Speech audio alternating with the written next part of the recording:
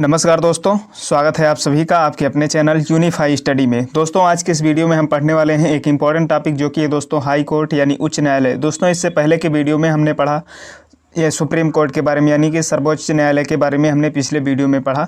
तो आज इस वीडियो में दोस्तों हम हाई कोर्ट यानी उच्च न्यायालय के बारे में पढ़ने वाले हैं, जानने वाले हैं दोस्तों इंपॉर्टेंट फैक्ट उच्च न्यायालय के बारे में कि कौन सी पहली महिला थी जो मुख्य न्यायाधीश बनी थी उच्च न्यायालय की, एवं कौन कौन से राज्य में उच्च न्यायालय हैं तथा किस राज्य में उच्च न्यायालय नहीं है। तो इन सब के बारे में दोस्तों डिटेल से पढ़ने वाले हैं। तो चलिए दोस्तों स्टार्ट करते हैं। सबसे पहले हम पढ़ते हैं उच्च न्यायालय के बारे में। तो दोस्तों उच्च न्यायालय के बारे में हमारे संविधान में अनुच्छेद 214 से लेकर 237 तक दिया गया है। चलिए दोस्तों पढ़ते हैं। सबसे पहला क्वेश्चन है, भारत में कुल कितने उच्च न्यायालय हैं? तो दोस्तों हमारे भारत में उच्च न्यायालयों की संख्या 25 है, तो इसका ऑप्शन नंबर सी सही हो जाएगा। अभी हाल ही में दोस्तों 25वां उच्च न्यायालय बना है आंध्र प्रदेश के अमरावती में, जो कि दोस्तों 25वां उच्च न्यायालय स्थापित किया गया है। तो आंसर हो जाएगा दोस्तों 25। तो इस समय पर भारत में कुल 25 उच्च न्यायालय हैं, तो इसका ऑप्शन नंबर सी सही हो जाएगा। नेक्स्ट क्वेश्चन है दोस्तों, भारत के किस उच्च न्यायालय में न्यायाधीशों की संख्या सबसे कम है? तो याद रखना दोस्तों इंपॉर्टेंट है कि भारत के किस उच्च न्यायालय में न्यायाधीशों की संख्या सबसे कम है। तो दोस्तों सिक्किम उच्च न्यायालय में न्यायाधीशों की संख्या सबसे कम है। तो कितनी है? तो मात्र 3 है दोस्तों। तो याद रखना सबसे कम है तो उच्च न्यायालय कौन सा है? तो सिक्किम उच्च न्यायालय में मात्र 3 जज हैं। तो याद रखना सबसे कम न्यायाधीशों की संख्या उच्च न्यायालय जो कि है सिक्किम, इसमें है दोस्तों। इसका मुख्यालय कहाँ है दोस्तों? तो गंगटोक है। इसमें दोस्तों 3 न्यायाधीश कार्यरत हैं। तो इसका ऑप्शन नंबर डी सही हो जाएगा। नेक्स्ट क्वेश्चन है दोस्तों, भारत के किस उच्च न्यायालय में न्यायाधीशों की संख्या सबसे अधिक है? तो ये भी इंपॉर्टेंट है दोस्तों, याद रखना। इसका आंसर हो जाएगा इलाहाबाद उच्च न्यायालय। दोस्तों इलाहाबाद उच्च न्यायालय में न्यायाधीशों की संख्या दोस्तों 95 है। दोस्तों इलाहाबाद न्यायालय की स्थापना कब हुई थी? तो इसकी स्थापना दोस्तों 1969 में इसकी स्थापना हुई थी। वर्तमान में इसमें 95 जज कार्यरत हैं दोस्तों। तो इसका ऑप्शन नंबर डी सही हो जाएगा। अगला क्वेश्चन है दोस्तों, भारत के 25 उच्च न्यायालयों में किसकी स्थापना सबसे बाद में हुई? तो अभी हमने बताया दोस्तों कि हाल ही में 25वां उच्च न्यायालय बना है आंध्र प्रदेश में अमरावती में दोस्तों है। तो आंध्र प्रदेश उच्च न्यायालय अभी हाल ही में 25वां उच्च न्यायालय बना है। तो इसका ऑप्शन नंबर डी सही हो जाएगा। अगला है दोस्तों, किस उच्च न्यायालय के सर्वाधिक अस्थायी या अस्थायी खंडपीठ हैं? तो दोस्तों इसका आंसर हो जाएगा गुवाहाटी उच्च न्यायालय। दोस्तों इसकी स्थापना कब हुई थी? तो इसकी स्थापना हुई थी 1948 में। कब हुई थी? तो 1948 में भारत अधिनियम 1995 के अंतर्गत इसकी स्थापना हुई थी। दोस्तों इसके कितने खंडपीठ हैं? तो दोस्तों इसके लगभग 4 हैं। इसके क्षेत्र अधिकार में जो कई राज्य आते हैं, इसमें असम, अरुणाचल प्रदेश, नागालैंड एवं मिजोरम राज्य इसके अंतर्गत आते हैं। तो इसका दोस्तों ऑप्शन नंबर बी सही हो जाएगा कि गुवाहाटी उच्च न्यायालय जो है इसके अस्थायी सर्वाधिक खंडपीठ हैं। तो इसका हो जाएगा ऑप्शन नंबर बी सही, इसमें 4 अस्थायी खंडपीठ हैं।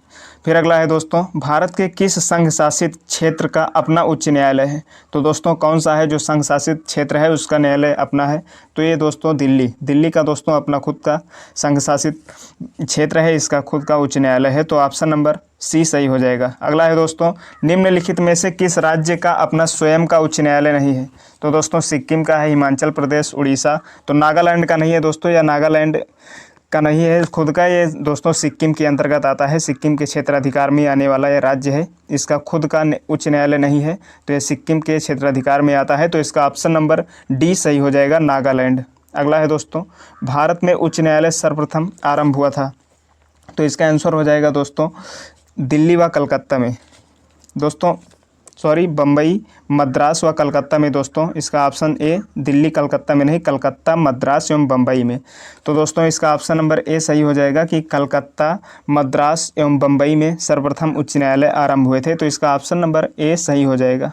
अगला है दोस्तों, किसके अंतर्गत कलकत्ता, मद्रास एवं बम्बई के उच्च न्यायालय स्थापित किए गए थे? तो दोस्तों भारतीय उच्च न्यायालय अधिनियम 1861 के अंतर्गत कलकत्ता, मद्रास एवं बम्बई के उच्च न्यायालय स्थापित किए गए थे। तो इसका ऑप्शन नंबर बी सही हो जाएगा।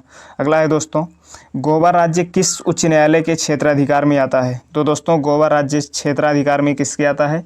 तो यह आता है बम्बई उच्च न्यायालय के क्षेत्राधिकार में आने वाला राज्य है। तो दोस्तों याद रखना, गोवा राज्य बम्बई उच्च न्यायालय के क्षेत्राधिकार में आने वाला राज्य है। तो इसका ऑप्शन नंबर बी सही हो जाएगा। नेक्स्ट है दोस्तों, दादर एवं नगर हवेली किस उच्च न्यायालय के क्षेत्राधिकार में आता है? तो यह दोस्तों संघ शासित प्रदेश है। इसमें किस उच्च न्यायालय के अंतर्गत आने वाला राज्य है?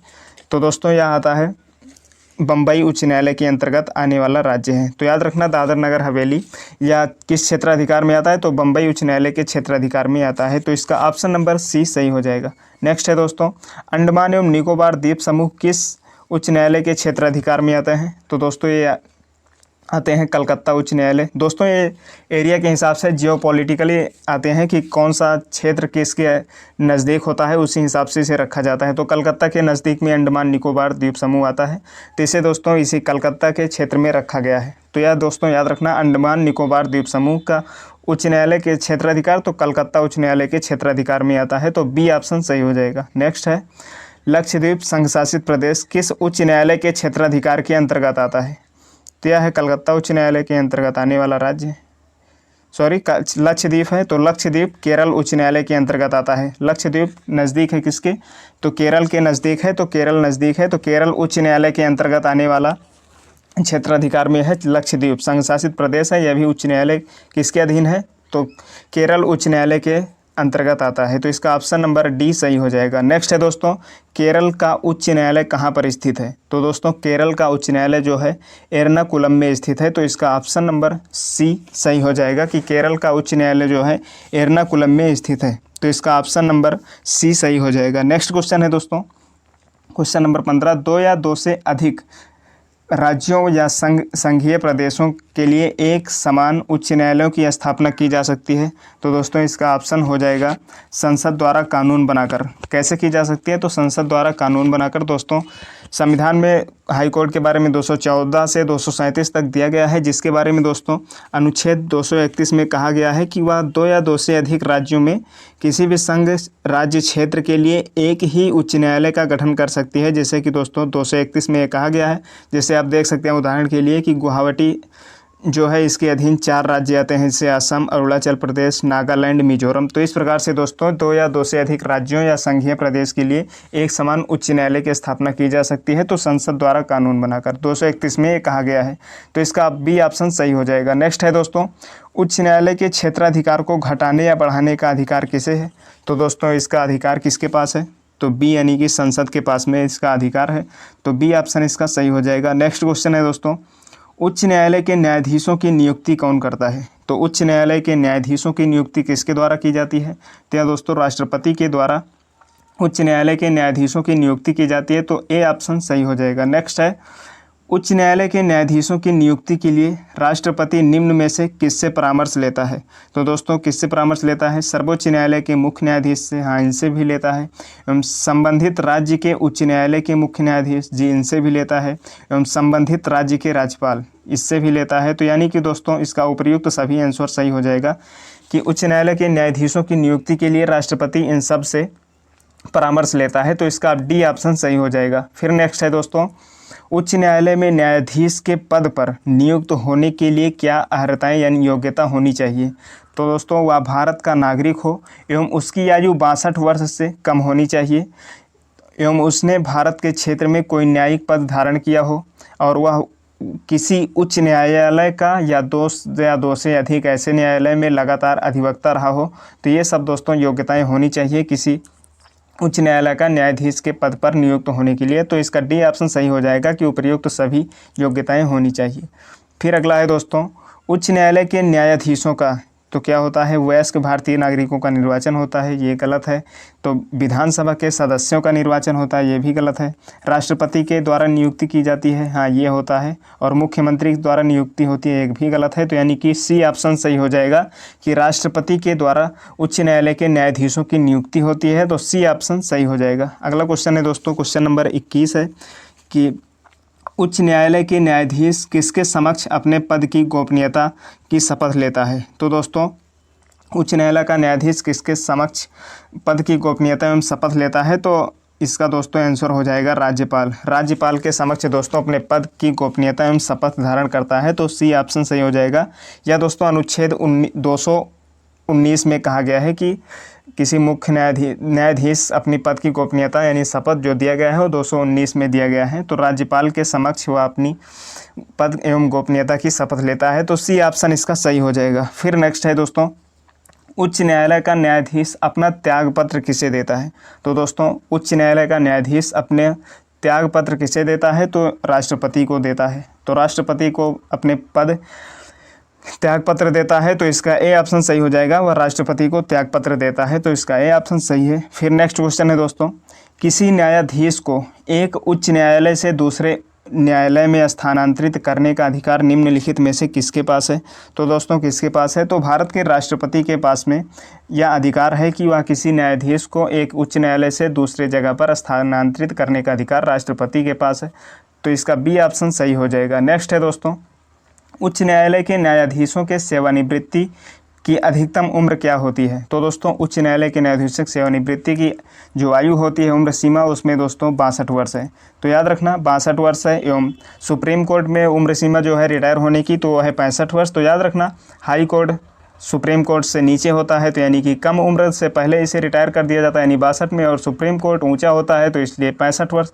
तो आप अपर एवं लोअर से याद रख सकते हैं कि अपर सुप्रीम कोर्ट है तो इसमें 65 वर्ष, लोअर है यानी स्टेट में हाई कोर्ट है तो इसमें 62 वर्ष। तो इस प्रकार से आप याद रख सकते हैं कि इसमें कम होता है 3 वर्ष, तो 62 वर्ष इनकी आयु सीमा होती है। तो बी ऑप्शन सही हो जाएगा। फिर नेक्स्ट है दोस्तों, उच्च न्यायालय के मुख्य न्यायाधीश तथा अन्य न्यायाधीश को प्रतिमाह क्रमशः कितना वेतन दिया जाता है? तो दोस्तों इसमें वेतन दिया जाता है, जो मुख्य न्यायाधीश होते हैं उच्च न्यायालय के उनका वेतन होता है 2,50,000 रुपये, तथा और जो अन्य न्यायाधीश होते हैं उनका वेतन होता है 2,25,000 रुपये। तो डी ऑप्शन दोस्तों सही हो जाएगा कि मुख्य न्यायाधीश को 2,50,000 एवं अन्य न्यायाधीशों को 2,25,000 रुपये दिया जाता है। तो डी ऑप्शन सही हो जाएगा। फिर नेक्स्ट है दोस्तों, उच्च न्यायालय के मुख्य न्यायाधीश पद पर नियुक्त होने वाली प्रथम महिला कौन थी? दोस्तों इंपॉर्टेंट क्वेश्चन है, याद रखना उच्च न्यायालय के मुख्य न्यायाधीश के पद पर नियुक्त होने वाली प्रथम महिला कौन थी? तो ये हो जाएगा दोस्तों लीला सेठ। याद रखना मोस्ट इंपॉर्टेंट क्वेश्चन है, पहली महिला कौन थी मुख्य न्यायाधीश? तो लीला सेठ, इसका बी ऑप्शन सही हो जाएगा। फिर नेक्स्ट है दोस्तों, उच्च न्यायालय के मुख्य न्यायाधीश के अतिरिक्त कुल कितने न्यायाधीशों का संविधान में प्रावधान है? तो दोस्तों 36, 48, 64। तो दोस्तों ऐसा इसमें कोई भी प्रावधान नहीं है, इसमें कोई सीमा नहीं है, कितने भी हो सकते हैं। तो इसका ऑप्शन डी सही हो जाएगा। नेक्स्ट है, मौलिक अधिकारों को लागू करने अथवा अतिक्रमण करने के मामले में उच्च न्यायालय निम्नलिखित में से किस प्रकार का आदेश जारी करता है? तो अधिकार परीक्षा ये भी जारी करता है। अनुच्छेद उच्च न्यायालय जो है वो अनुच्छेद 226 के तहत रक्षा करता है एवं अनुच्छेद 32 के तहत सुप्रीम कोर्ट। तो इस प्रकार से मौलिक अधिकारों को लागू करवाने के लिए अधिकार परीक्षा ये है सही है। परमादेश एवं प्रतिषेध ये भी जारी करता है एवं बंदी प्रत्यक्षीकरण व उत्प्रेषण लेख ये भी जारी करता है, यानी कि दोस्तों उपर्युक्त सभी। तो इसका डी ऑप्शन सही हो जाएगा। फिर अगला है दोस्तों, उच्च न्यायालय अपने अधीनस्थ न्यायालय या अर्ध न्यायिक निकायों के विरुद्ध उत्प्रेषण रिट तब जारी कर सकता है, कब जारी कर सकता है? तो इसका दोस्तों आंसर क्या होगा? जब निर्णय या आदेश में कोई विधि संबंधी त्रुटि हो तब जारी करता है, यह सही है। जब निर्णय या आदेश को पारित करने में नैसर्गिक न्याय के सिद्धांत का उल्लंघन हो तब जारी करता है, तो ये भी सही है।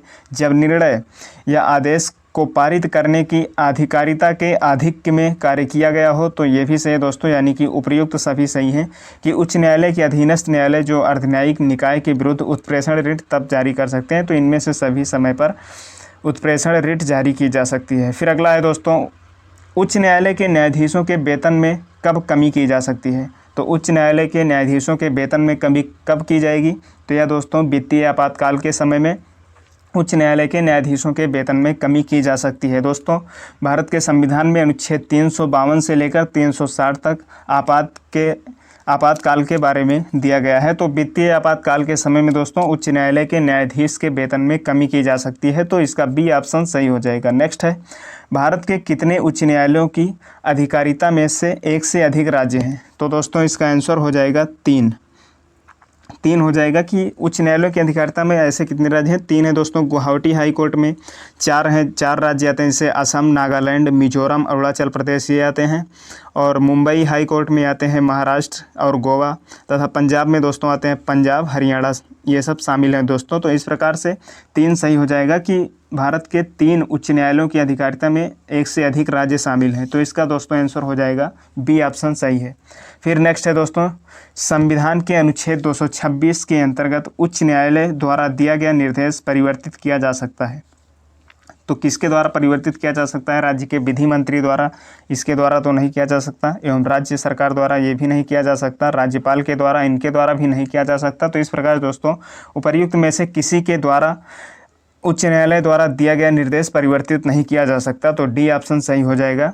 तो दोस्तों ये थे इंपॉर्टेंट क्वेश्चन हाई कोर्ट के बारे में। दोस्तों उम्मीद करता हूँ कि आपको ये जानकारी पता चली होगी। दोस्तों अगर आपको वीडियो पसंद आया तो प्लीज़ वीडियो को लाइक कर दीजिएगा, और आपने अभी तक चैनल को सब्सक्राइब नहीं किया तो सब्सक्राइब कर लीजिएगा, ताकि आने वाले वीडियो की नोटिफिकेशन आप तक जरूर पहुँचे, और अपने दोस्तों के साथ शेयर जरूर कीजिएगा। धन्यवाद। मिलते हैं नेक्स्ट वीडियो में एक इंपॉर्टेंट टॉपिक के साथ।